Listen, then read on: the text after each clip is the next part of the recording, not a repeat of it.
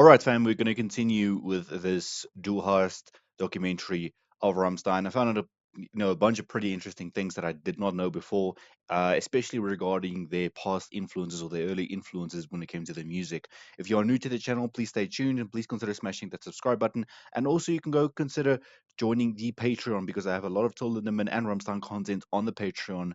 It is priced from $3 a month, so it's really, really affordable. That's obviously the bronze tier, but I mean it's really affordable.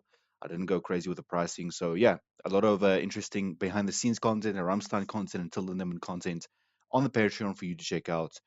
Merch link, first link in the description. Let's get to it. Oh, hold up. Being Stormbringer by Deep Purple.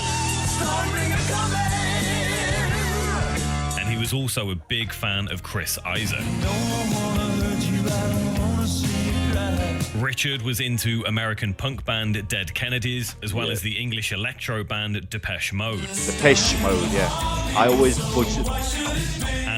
butcher the pronunciation. I was like Depeche Mode, but it's Depeche Mode. That's the proper pronunciation. Big fan of Chris Isaak. Always butcher it.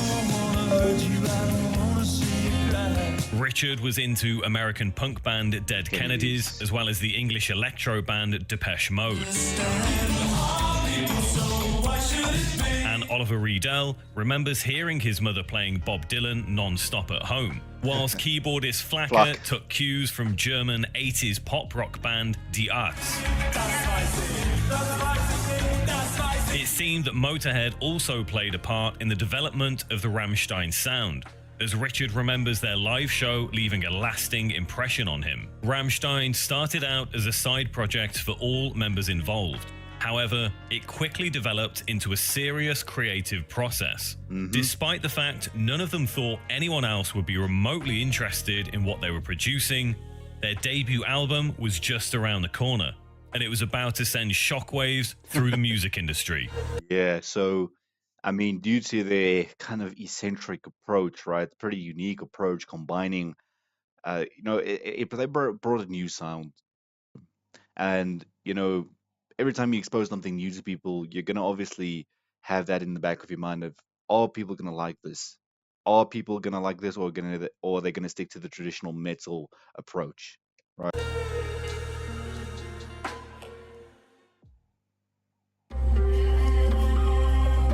Their story is like a classic story. They won a rock band competition in Berlin where they were given studio time. Oh, yeah. This guy I saw on the making of Paris.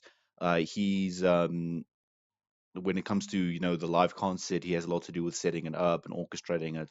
With those tapes, Richard, who has always been sort of curious about new stuff and listening and so forth, he liked Clawfinger, and Clawfinger they were massive in Germany.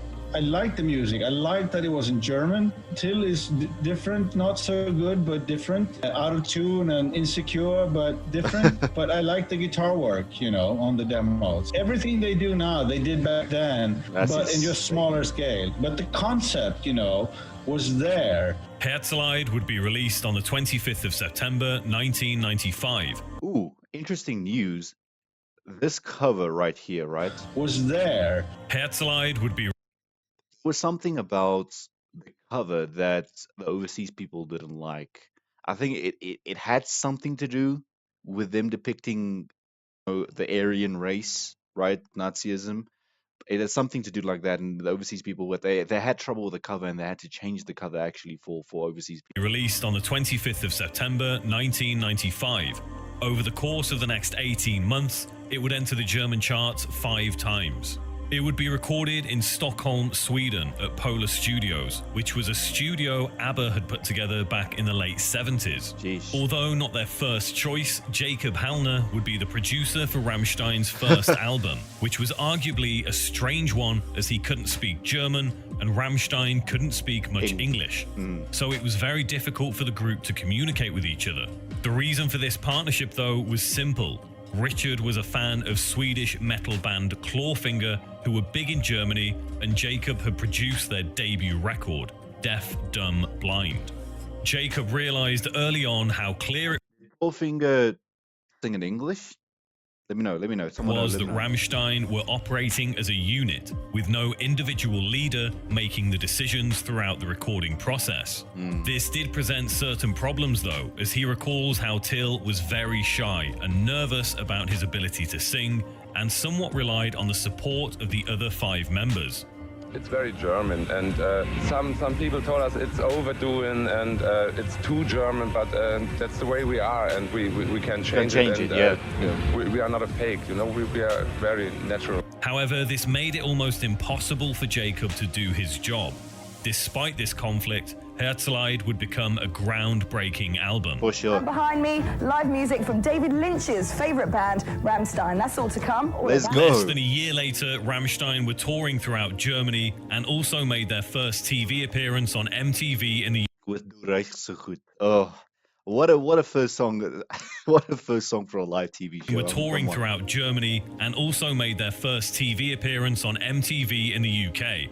Halfway through their second song, the show cut to an ad break, as Till had cracked open a fake blood capsule on his head, and apparently this was just too much for a British audience to handle. This was Rammstein though, and their eccentric on-stage performance, as well as pyrotechnics, would soon become their trademark style. Yeah. Yeah, it's crazy the things they do on stage. I mean, if you go and look at some of their live performances, including Paris, including Berlin, go and check out those live concerts if you have not done.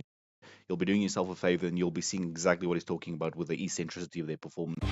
I felt lonely and boring on stage. I have to do something while in between choruses and verses. Some I have nothing to do, and I can't dance as well. And I open up my mind, what can I do? And I come up with small little fountains in my hand and start from my hands, and then it comes bigger and bigger. If you were to see an early Rammstein show, you'd be forgiven in thinking that singer Till Lindemann was maybe choreographing an artistic performance, and that his strange headgear, as well as setting himself on fire, was all part of some sort of elaborate symbolism. Nope. The reason behind these theatrics holds a far simpler explanation. He's shy. He was shy and didn't know what to do with himself on stage. He wore strange sets of goggles so he didn't have to make eye contact with the audience. Crazy. And the fire aspect was just something the band thought would keep the audience entertained. Till even became a I mean, it's a pretty smart workaround, right? Making it seem like it's part of the choreography, but it's actually just you having immense stage fright. I mean, I would have probably done the same. was Be just honest. something the band thought would keep the audience entertained. Till even became a professionally qualified pyrotechnician for this very reason. You have to understand that 99% of the people don't understand the lyrics, so you have to come up with something to keep the drama in the show, says guitarist Richard Cresper. This also helped add to the mystery of Rammstein. Their manager, Emmanuel, told the band to focus on the music, don't do interviews, say nothing, and just disappear. While You know, that now that they're talking about, making the music sound good, it's pretty ironic because their lyrics are some of the most meaningful. If you really go and analyze them, which I did on the where Rammstein playlist is available, go and check that out. But if you really pay attention to the lyrics, you'll realize that they actually have some of the most meaningful lyrics. I haven't heard a metal band with more meaningful lyrics than them. They tell a story. Sometimes they talk about real life problems, their own experiences. Really, if you do yourself a favor, if you're an English speaker, there are a lot of subtitled videos that we've checked out on the channel, which you can go and check out. That's why I say check out that Rammstein playlist. You will not regret it. I promise you. to add to the mystery of Rammstein, their manager, Emmanuel, told the band to focus on the music, don't do interviews, say nothing, and just disappear. Whilst this mythical image worked for the fans, it left the media to essentially make up their own narrative about the band. And as always, they had a field day with Rammstein. Yep. After Herzeleid was released, certain media outlets started to refer to the band as Herrenmenschen, which roughly translated to master humans or master race. The word nationalist was also being pinned to Rammstein, and being from Germany, this was obviously going to become a controversial issue. Of course. Which is exactly what the media wanted. After all, this is what made the media money. The truth is, though, Rammstein were anything but nationalists. They were didn't left. want to be known as Yeah. traditional or typical Germans. They certainly had no ideological links to Germany's recent far-right history. They had no political agenda to really speak of. They simply wanted to create art without compromise. In fact, the song Links, I think it's Links 123. That song they made to address this problem. They basically made it to establish their left-wing presence rather than everyone viewing them as extremists, right, or nationalists, right-wing, right. That for your interest sake. Agenda to really speak of. They simply wanted to create art without compromise, and that's exactly what they did.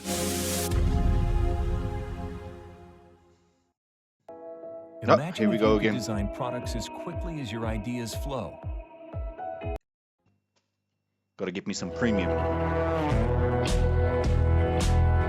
In August of 1998, Rammstein would feature on a Depeche Mode tribute album called For the Masses, releasing a cover of their 1986 smash hit, Stripped. Yeah.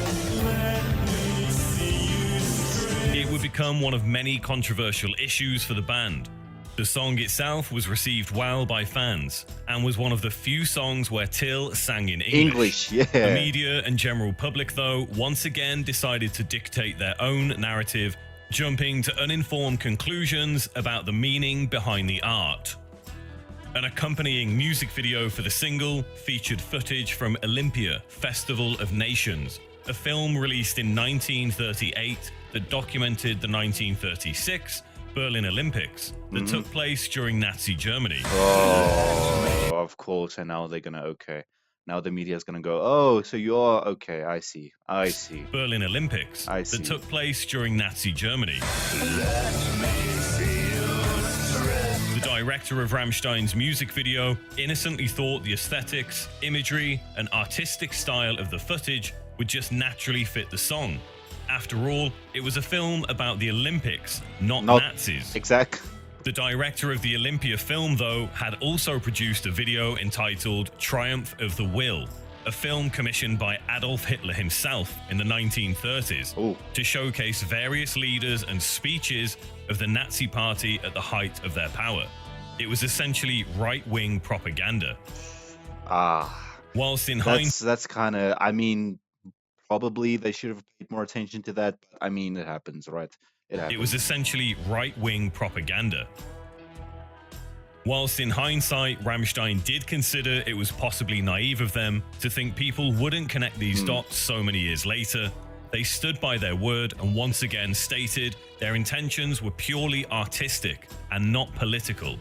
Nevertheless, Rammstein were yet again accused of having radical right-wing tendencies. Despite this, their second record, Sehnsucht, released a year prior, continued to break new ground for the German six-piece. Brilliant album. It was so successful that it would be certified platinum in the US, and the only fully German-speaking record in US history to do so. It's crazy. This album represented yet another insight into the band's artistic influences. With 6 separate covers featuring a disturbing image of each member. The artwork itself was created by Gottfried Hallwien, an Austrian artist also responsible for the cover of Blackout, the 8th studio album by German rock band Scorpions, released in 1982. Comparing the two records, it's easy to see where the inspiration for Sehnsucht's artwork came from. What does Sehnsucht mean in German? Is it, I think, jealousy? Jealousy is not. Is it? In an incredibly short space of time, Rammstein had gone from 6 completely unknown musicians to releasing 2 of the most groundbreaking metal records of the millennium. Crazy. Being invited to join the Family Values tour with Korn, along with being nominated for a Grammy the following year. Ice Cube and Limp Bizkit? What? They were now a globally recognized name, and they were on the verge of doing something unthinkable for a German metal group. They were about to conquer America.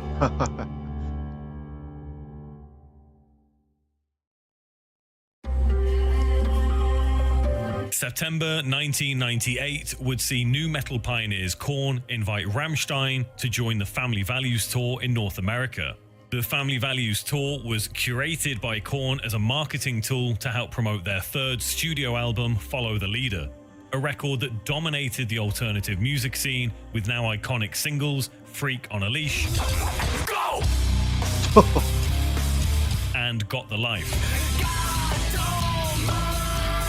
At the time, the Bakersfield nu metal pioneers were basically untouchable as they spearheaded this eclectic new genre. I myself have actually never listened to Korn. I might go and dabble in it and see what they were all about now. At the time, the Bakersfield nu metal pioneers were basically untouchable as they spearheaded this eclectic new genre. This was a big deal for Rammstein. It was an opportunity to break into the US market with a more than credible artist backing them. An achievement seen not too often amongst foreign artists, and they certainly made the most of it. One of the final shows held in Fairfax, Virginia on Halloween, Rammstein decided to see how far they could push the boundaries. Oh gosh, I So remember some this. of them took to the stage naked, whilst Flacker wore diapers and Till was making use of a large black phallus-shaped object. They were planning to blow up some pumpkins at the end of the show, a show that should have been 55 minutes long, that was cut down to just 10 minutes before being shut down. They were told to leave the stage due to a lack of clothing Actually got was this the night they got arrested? before think being so. shut down. They were told to leave the stage due to a lack of clothing. A spokesperson for the band simply said this: the band was unaware that they were supposed to put on more clothes, if you can believe that. The tour itself was an enormous success, and Sensucht went gold in America, but Rammstein weren't finished with the Yanks just yet. As they continued to cross the states, their antics eventually got them into trouble with the police. Here it comes, here it comes. Yeah. On June the 5th, 1999, they were supporting English rock band Skunk Anansie at the Palladium in Massachusetts. Naturally, Rammstein were doing their thing, which often included some not very suitable for work or children type things on stage. Correct. Till and Flacker were arrested after the show and charged with lewd and lascivious behavior. They had Dich. after the show and charged with lewd and lascivious behavior. They had simulated a sexual act with each other during the performance, and this proved to be somewhat too much for the local police to let slide. It seemed that Rammstein had conquered America on more than one level. Their music had captured the I mean, the amount of sheer guts it takes to do that, I'm gonna give credit to that. You know, even though some people might not have liked it, but that's what made them unique. So I applaud it. imagination of the youth of America, and their need for artistic freedom had well and truly been challenged. But this is something Rammstein would become all too familiar with throughout their career. Even in their native country of Germany, their sixth studio album, Liebe ist für alle, released in 2009, would be placed on the Federal Department for Media harmful to young people, meaning it was illegal to sell the record to minors and even forbid displaying the album artwork on shelves, essentially Wow. banning the record from stores. This only seemed to help record sales though, as Liebe ist für alle entered #1 on the German charts, and the album was certified platinum in Finland before it was even released, based purely on pre-orders. From the start, it was never Rammstein's intention to offend or upset anyone. They simply wanted to create art. Whilst they certainly tried to challenge taboo topics that many people saw as purposefully provocative, in their minds, it was simply an expression of The art. creativity. Yeah. And what an incredible expression of creativity they've graced us with. So Rammstein, We applaud you. Dankeschön. Man. Hey. Right, guys. So pretty interesting. This documentary is one of the best I've seen. I've learned, I knew a few of these things, like the whole air show disaster, which are based of, and also a few, the details regarding the albums, but their early music influences I was not completely aware of. So I learned a few new things. Hopefully you guys did as well. Hope you found this interesting. This was part 2 of the Du Hast documentary, and also the final part. Thank you for tuning in. Please remember to subscribe, and I'll see you next time.